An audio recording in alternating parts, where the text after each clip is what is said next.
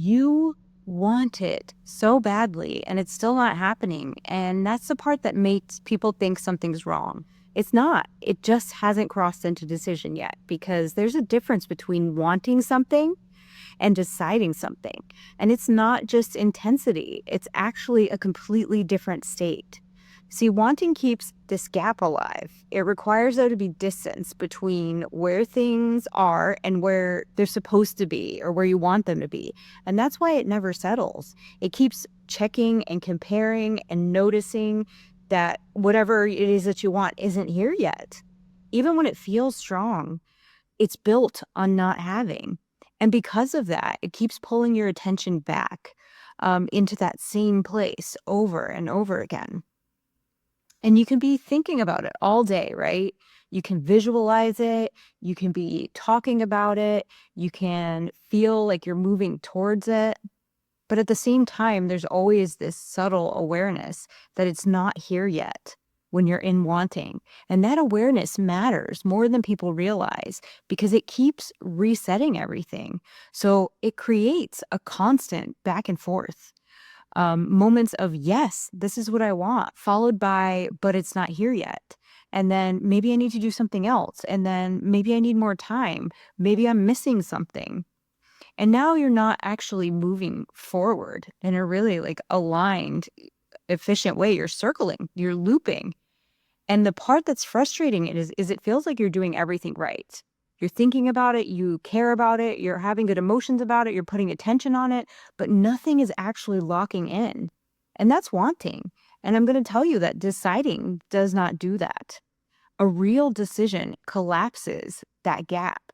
Not in the outside world, maybe immediately, but internally, inside of you, it's done. It's not, I hope this happens. It's not, I'm working towards this. It's not, let me see if this is the right move. It's just, this is what it is now. And that doesn't feel as intense as like wanting or desire. And that's the part people miss. Wanting feels emotional. It feels charged. It feels like something's happening.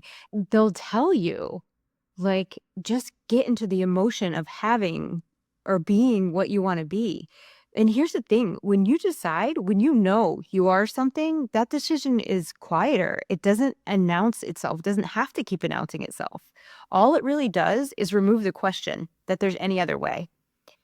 So this getting into the emotion of having what you want is not actually what it feels like when you actually get something and you're living it day to day.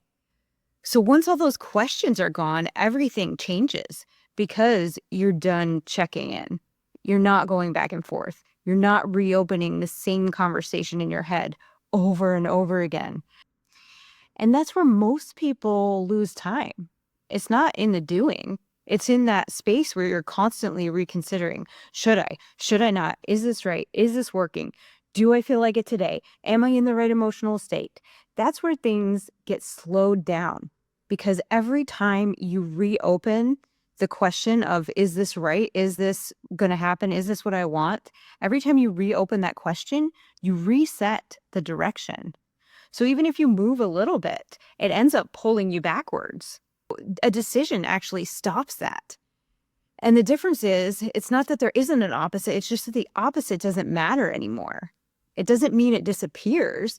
Things can still look the same for a while. Circumstances can contradict what you've decided. You can still have moments where your outside world doesn't match yet, but it doesn't pull you in the same way because you're not using it anymore to measure whether or not what you want is happening. You've already decided.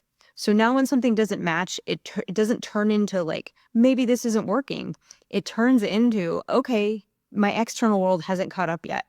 And that's a completely different relationship of what's happening in front of you. There's no constant checking. There's no comparing. There's no, maybe I need to rethink this. And that's why it feels like knowing. And this is what people are talking about when they talk about you just have to know. But it's not really loud and it's not emotional. It's just settled. When something's like that, there is nothing left to negotiate. So your behavior starts matching what you want and the direction that you want to move naturally. And it's not perfect, but it's actually consistently enough to start building something. And that's what gives reality time to catch up. Because now it's not being interrupted every time something looks off. You're not stopping every few days to question something. You're not pulling yourself out the second something starts to feel uncomfortable or doesn't go right. You're holding it. And that's the part that most people underestimate, holding it long enough, because wanting doesn't hold. Wanting interrupts itself constantly. It is literally creates the opposite polarity of not having. So it checks, it doubts, it double checks, it adjusts, it reopens things. And decision holds, it just holds that, even when it doesn't feel reinforced yet, even when it doesn't look like anything's changed, even when there's no immediate feedback of certainty or proof. That's what allows something to actually manifest. That's what allows something to actually shift. Because now there is consistency. There's direction. There's something that your actions can align with. And that's why this matters. Because as long as you stay in wanting and desire, it's there for a reason, to let you, to move you in the direction you want to go. But you can want something for years and your life can look exactly the same.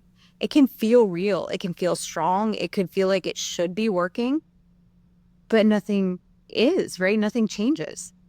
And that's not because it's wrong. It's not because the universe doesn't want you to have it. It's because it never became something your life actually followed through with. You never took it on as a part of your identity. It stayed optional. So decision changes that. It gives everything direction. It stops the constant reopening of the question. It removes that space where you keep going back and forth. And that's when things start to finally move. Not because you figured something new out, not because you tried harder, just because you stopped letting it be optional. And that's the difference between hoping something becomes real and moving like it already is. And once that line is crossed, everything in the external reorganizes around it.